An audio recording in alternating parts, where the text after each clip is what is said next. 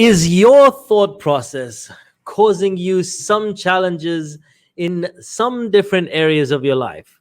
Hey, what's up, everyone?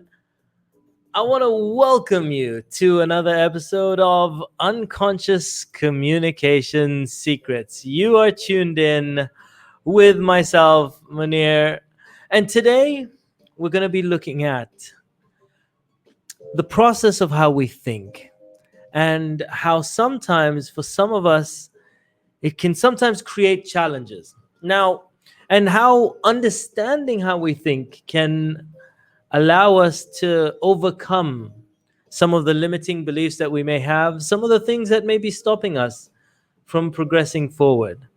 So today, I want to start off by asking you a very simple question.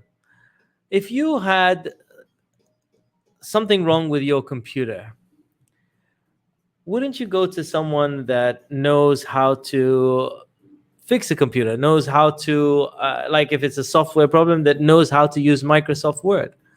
Microsoft Windows, for example, or a Mac, like the operating system.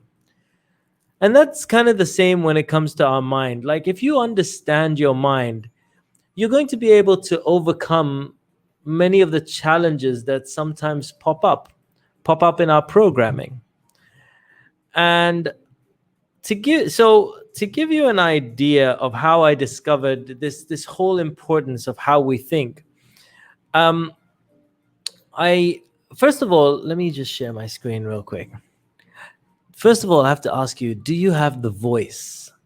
You know that voice in the back of your head that just sort of says, but am I good enough? Are you good enough? Can you do it? But will people like you? What will people say? Do you have that voice? That voice.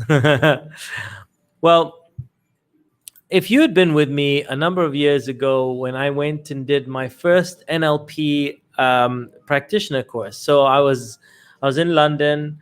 I was sitting in a big audience, and at the front you've had Dr. Richard Bandler, who's one of the co-creators of NLP, and he was talking, about. He asked the audience, who here feels bad frequently, on a frequent basis? Does anyone here just for no reason just start to feel bad very frequently? And in the audience, what happened is one lady just raised her hand and he said, okay, you over there, tell me, what happens for you to feel badly? And she started telling a story, etc. And one of the things that she said that Richard picked up on, and it was, she said, well, and oh my God, on a daily basis, I just say to myself, what's wrong with you? Why can't you do it? Why am I not good enough, etc. And he said, okay, wait a second. You say to yourself this. And then he turns to the audience and he started explaining, see, ladies and gentlemen, this is how we think. You see, people, how we think, how does your brain process information?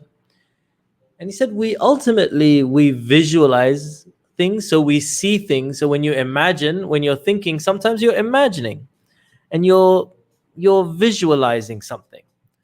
Or we hear things, so we're talking to ourselves. Now, just because you talk to yourself doesn't mean you're crazy. That's how our brain processes information.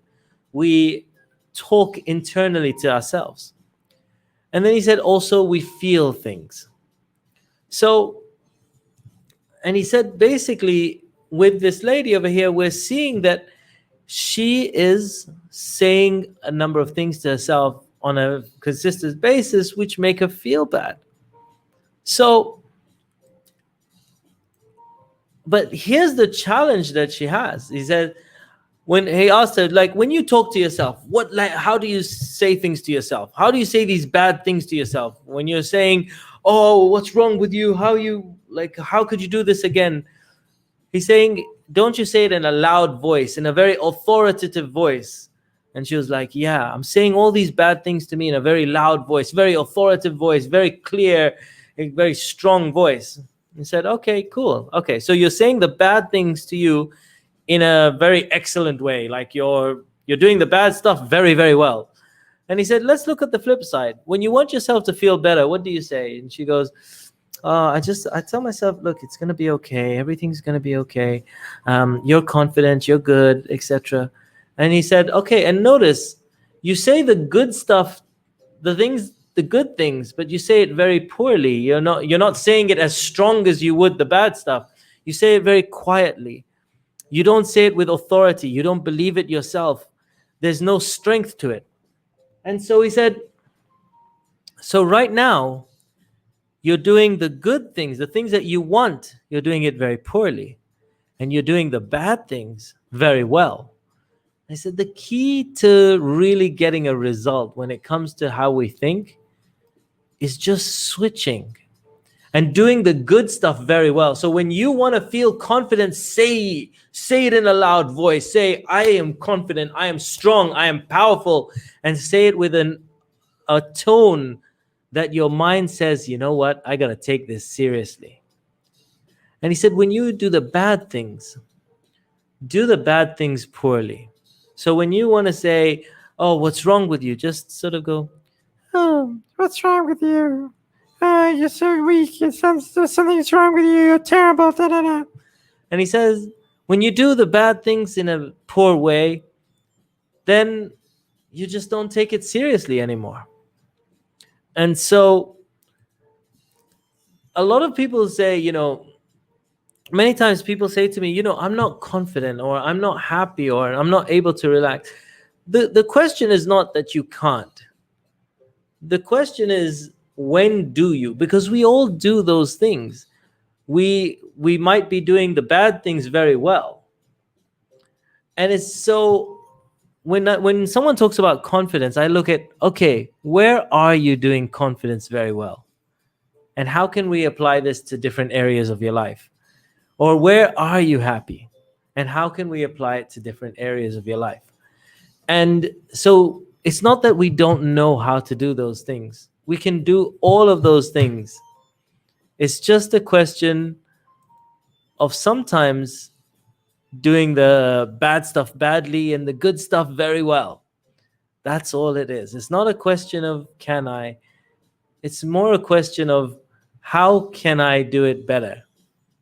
So understanding how we think is very, very powerful, and understanding what we do very well and how we can apply it to different areas of our lives, hugely, hugely important. So the truth is, your mind is a muscle. Your emotions are a muscle. And the more that you work it out, the more that you're going to be able to be happy or be resilient in different situations, be confident in other situations.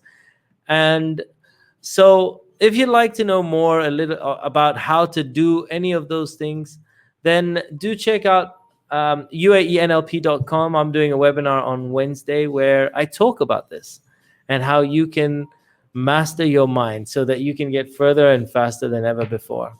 Otherwise, this has been Unconscious Communication Secrets, showing you how you can become a whole lot more confident.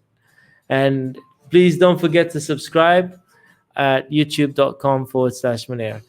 Thank you guys for tuning in. Lots of love. Peace out. And I will catch you on another video very, very soon. Peace out. And I will see you soon.